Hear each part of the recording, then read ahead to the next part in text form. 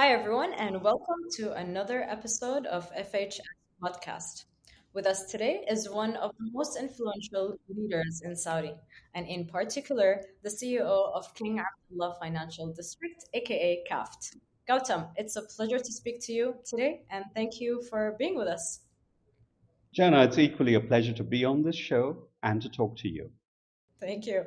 Gautam, before we start talking about KAFD, I'm keen for the listeners to know who is Gautam. Can you tell us more about yourself? Of course. So I started a career in finance, Jana, but I left that behind long, long ago. And I suppose I cut my teeth in oil and gas, where I was there for over 20 years. And most of what I do today, I think I learned in that industry in terms of sustainability, in terms of processes, in terms of how you just manage very complex industries and business. From then on, of course, after oil and gas, I went into more esoteric industries such as financial services, such as free zone development, large real estate projects, projects that were not moving to sort of revive them, and also trade standard setting, trade facilitation, etc., etc. Uh, from then on, of course, my journey moved into Saudi Arabia, Riyadh, almost about 23 months ago, where I came into KAFT Development and Management Company, and here I am.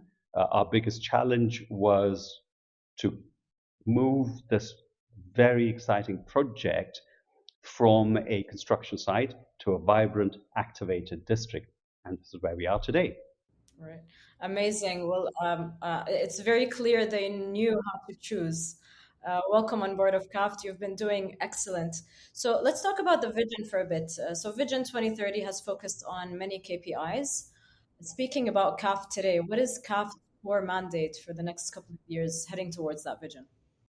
Excellent. I mean, let's go back to CAFT itself first. But before we do that, let's really look at what's happening to global FDI.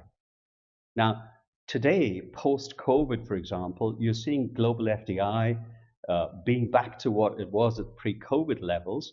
And to put in perspective, in Saudi Arabia, for example, in 2021, uh, FDI increased from $5.3 billion to about $19 billion. Now, this is exactly where a project like CAFT plays and into Saudi Vision 2030. So CAFT is probably the first manifestation, physical manifestation of Saudi Vision 2030. Today, we have about 94 plus buildings. You're talking about 1.6 million square meters of real estate, 5 asset classes, which no district in the world has. And when I talk about asset classes, I'm talking about office real estate, I'm talking about residential real estate, I'm talking about retail real estate, I'm talking about hospitality, which is what this summit is about, and of course, entertainment. Uh, Again, to put it in perspective, CAFT is on its journey towards sustainability, creating a sustainable district. We're probably the largest district in the world that has LEED Platinum status as a district. And over 30 of our towers, in 30 of our sort of parcels, as we call them, in the district, are either LEED Silver or Gold. Now, directly answering your question, what we need to do is we need to activate the city, which is roughly about 1 million square meters of office real estate, to create that business ecosystem that will be the sort of prime business location for Riyadh, for Saudi Arabia, for the region, and even globally. And what we need to do is to activate the other asset classes that I talked about in order to make this that perfect district for live, work, play, that 15-minute city, as we call it, where you can walk to your work, where you can live in the district, where you'll have over 70 F&B outlets, but also for visitors coming from abroad, you will have hotels where you can actually come straight from the airport to the metro station in CAFT, live within CAFT, do all of your work within CAFT. And that is what we're trying to create. That's amazing. So basically, what you're saying is that you are looking at a vision of a sustainable city experience. and hence I know that you're using smart technologies, and with five asset classes and a district and a lead platinum award. Congratulations, by the way.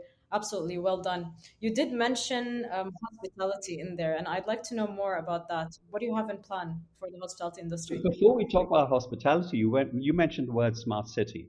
We will definitely be one of the foremost districts in the world with various smart city applications, such as cashless payments, such as mobility options, such as how we manage buildings, such as how we manage the city at large.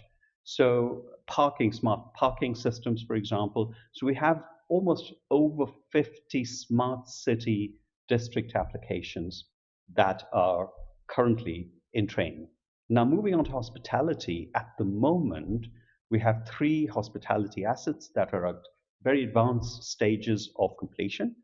The first one, which we will announce, of course, at this summit, is our partnership with the IHG, the Intercontinental Group, with their Kimpton brand, which will be the first Kimpton brand in the kingdom.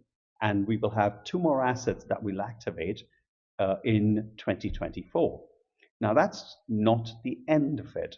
We've already announced an Equinox Hotel, which is being developed from the ground up, and we'll have several other hospitality and branded residential assets that we are in the process of developing as we speak.